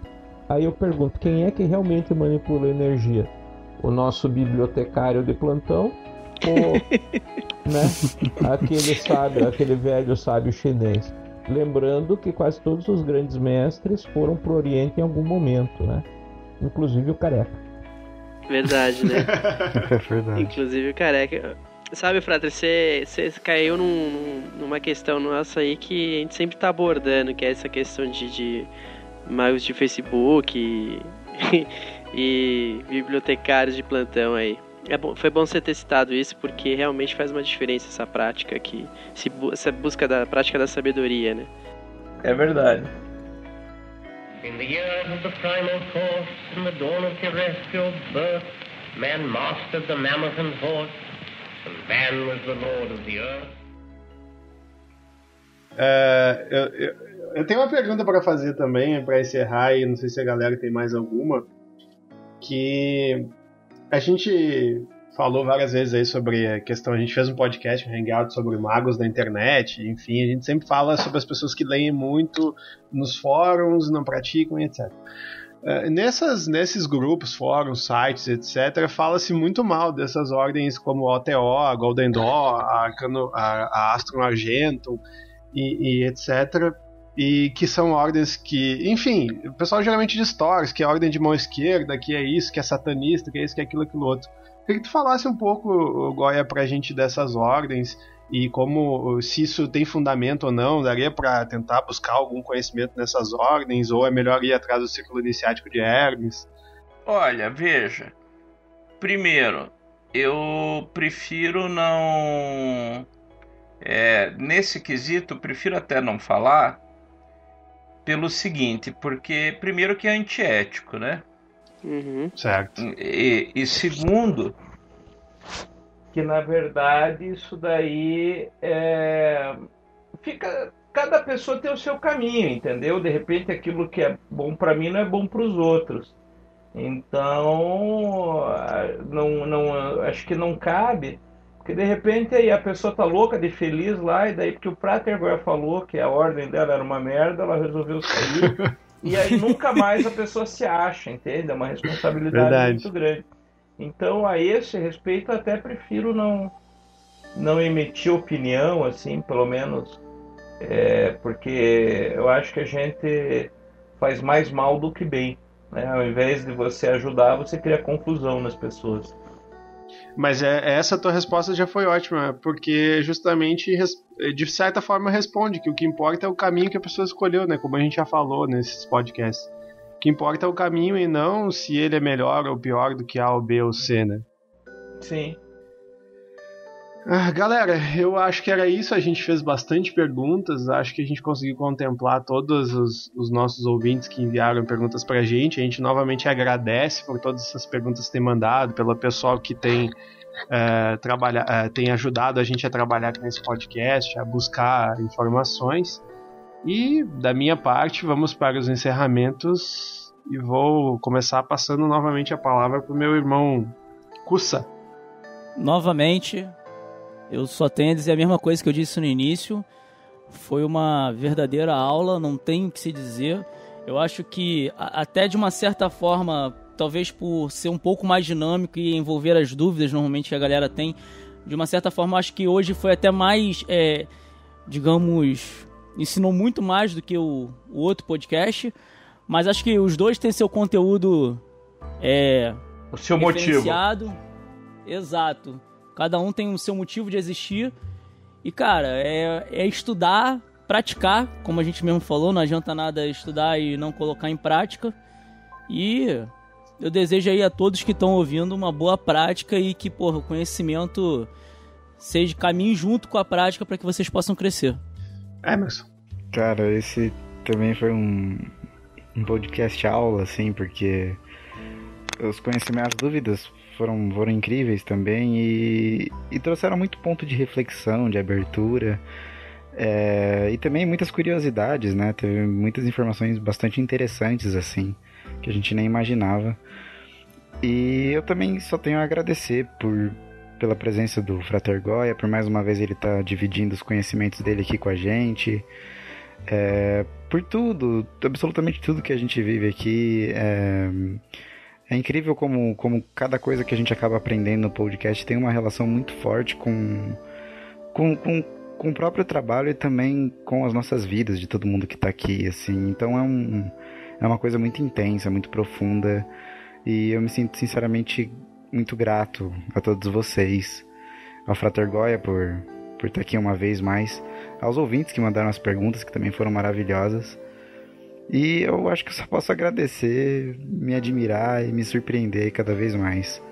É uma gratidão e namastê para todos. PH? Salve, salve.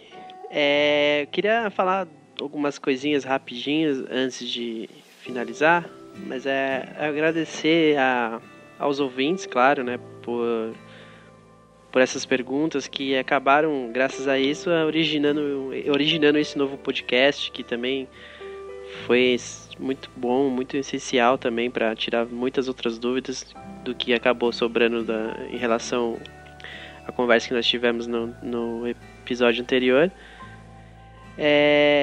Deixar também claro para os ouvintes que colocaram as perguntas lá que tem perguntas que a gente não responde por lá, a gente responde pelo podcast, então não tem necessidade de duplicar elas. E que se tem pergunta que a gente não responde em lugar nenhum é porque nós não sabemos, né? Então não tem como a gente sair respondendo coisa que a gente não vai inventar respostas. Se a gente não sabe, a gente não coloca nada. Mas, poxa, quero agradecer novamente ao Frater Goya por ter passado mais esse momento com a gente, por ter compartilhado mais conhecimentos, mais histórias. Esse podcast foi bem mais descontraído que o primeiro, claro, porque a gente já pegou meio que a vibração assim da sintonia do descontraído. Poxa, rachei o bico aqui hoje e aprendi muito. Então, gratidão, Frater Goya, mais uma vez aí por ter compartilhado conosco esses belíssimos conhecimentos que você acabou nos transmitindo. E é isso, espero que os ouvintes gostem, que você tenha gostado também, principalmente você, porque, poxa, né, fazer um trabalho e não tá satisfeito com ele, a gente tem que tentar melhorar. Então espero que você tenha gostado bastante dele, senão a gente tenta melhorar no próximo. E valeu a vocês também, meus irmãos. Ao Curso aí, o nosso cosplay de Papai Noel, ele mandou bem nas perguntas. E o Herminho com as suas plasmagens falhas, mas sempre presente. Gratidão a todo mundo. Namastê. Frater, pode fazer suas considerações finais, por favor. Bom, eu mais uma vez eu gostaria de agradecer o convite que vocês me fizeram.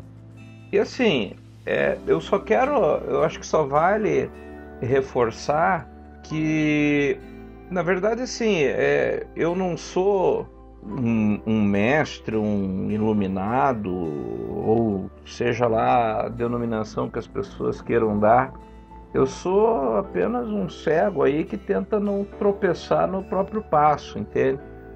Então eu vejo que a coisa mais importante que tem é tentar compartilhar. Eu acho que o conhecimento é uma coisa, ele é como uma batata quente, você tem que passar ele para frente, senão você vai se queimar, né? E eu acho assim, vocês estão fazendo um trabalho excepcional aí com o programa de vocês, e a gente só pode querer o bem, querer somar com isso, porque muitas pessoas vão ter suas dúvidas sanadas graças a esse tipo de trabalho. Pessoas que estão aí gastando o seu tempo, né, seu equipamento, fazendo outras coisas, e buscando como resultado auxiliar os outros, né? Então acho que isso é fundamental e, portanto, não podia agir diferente. Eu não poderia jamais recusar um convite se a gente percebe que por trás existe uma intenção tão boa que é de divulgar o conhecimento, né? Então a gente só pode querer somar, entende? Eu acho que é isso que eu podia dizer e agradecer tanto a vocês quanto o pessoal que vai ouvir até o final isso, né? Então eu só queria deixar a bênção aí do círculo, né? Com desejos de vida, prosperidade e saúde para todos vocês e todos aqueles que estão ouvindo. Gratidão. Gratidão. Eu queria só ser breve, assim, e agradecer mais uma vez o Frater Goya pela participação, pelas palavras de carinho agora nesse encerramento com a gente. São esse tipo de acontecimentos que nos fazem todo dia acordar e buscar a nossa verdadeira vontade, como a gente falou no outro podcast, através desse podcast, né? Mas o que eu vou complementar o que o PH falou e o que me deixou mais contente, vou dizer assim, fora toda essa resposta, todo o conhecimento que a gente adquiriu nesse podcast, foi ver que a fórmula que a gente utiliza nesse podcast é uma fórmula verdadeira, porque e a gente viu isso nesse programa com o Goya, como o Goya também é descontraído como a gente é descontraído, né? A gente às vezes vê as pessoas tendo uma postura muito rígida, muito séria, muito levando-se a sério demais no meio magístico, vamos dizer assim, enquanto que a gente vê que pessoas como o Goya, que são uma referência no Brasil sobre magia, sobre Telemann, enfim, então entram no clima com a gente e fazem esse podcast descontraído como a gente gosta de fazer. Então, para mim, isso me deixou muito satisfeito e, novamente, só queria agradecer Frater Goya por essa oportunidade de estarmos juntos e espero que nós estejamos juntos mais algumas vezes nesse podcast. Pode contar comigo. Certo, galera? Então, até a próxima. E o amor é a lei, o amor sob vontade. 93.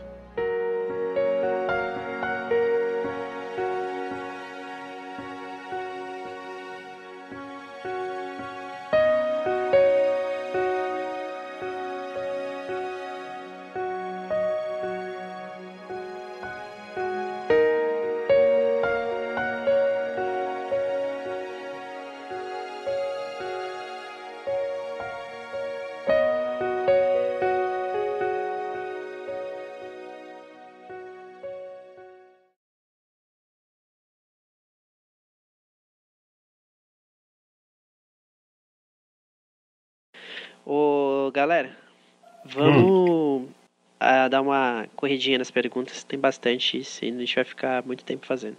Beleza? Quiser dar uma descartada em algumas também. Beleza. Pra mim tá ótimo, cara. Vamos lá. Vamos lá. Vai acabar tendo o volume 3, vai ser aqueles filmes intermináveis. Essa é a trilogia. Vai ser a trilogia do Frater Goya. O volume 3 é o retorno do Frater Goya. Vamos lá. Cussa, Eu? como tá nosso tempo aí? 1h e 20 minutos praticamente. Vou dar uma agilizada aí. Ô, cara, agora que eu tô vendo aqui a quantidade de perguntas, tem mais 8.000 páginas no negócio. Pois é, cara. Tem uma bíblia aí, cara, pra gente ler. Frater, pode fazer suas considerações finais, por favor.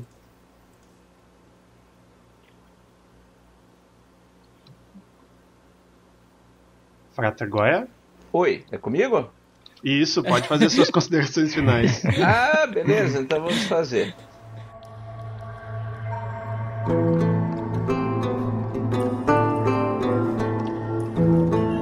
E esse foi mais um podcast editado pela Ujin e Munin. Sonorização e edição de áudio.